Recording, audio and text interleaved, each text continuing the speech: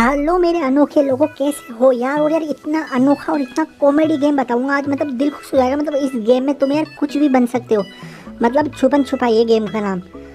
मतलब hide and seek है यार गेम का नाम। देखो, चेयर बन सकते हो, कंप्यूटर बन सकते हो, जो भी चीज़ तुम्हें दिख रही है ना इसके अंदर, जैसे टेबल बन सकते हो, छुप सकते हो।